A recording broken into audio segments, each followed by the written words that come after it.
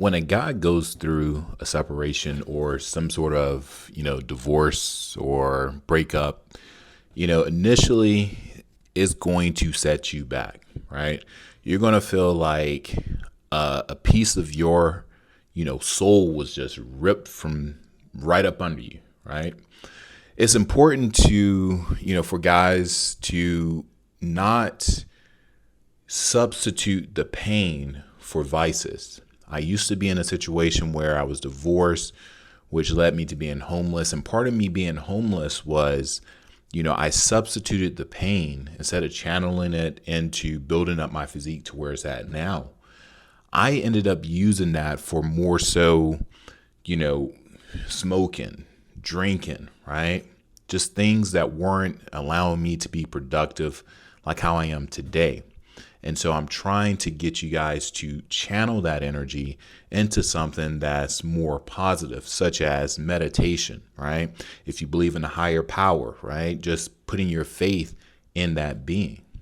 So when you do this, you're starting to now detach from the old, detach from that relationship, and you're now starting to reattach to who you are internally.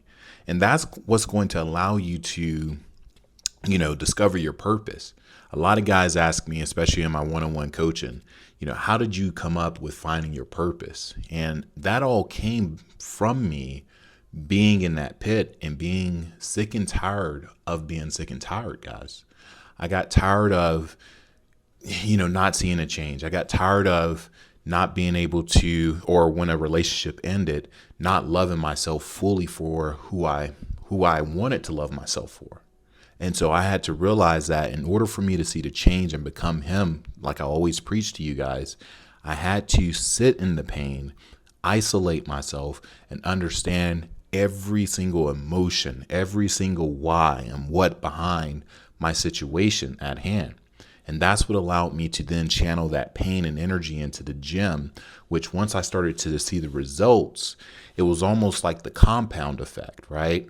One success in one area led to another, which allowed me to, get to the end of the road and actually feel proud of myself that I did it. And the benefit about sitting in your pain, fellas, is that at the end of all of this, when you experience this over again, you're less likely to crash your ass out. You're not going to fold like a fucking lawn chair, right? Because you've been here before. You know how to self-regulate your emotions, right? You know how to channel the negative energy into going to the gym or meditating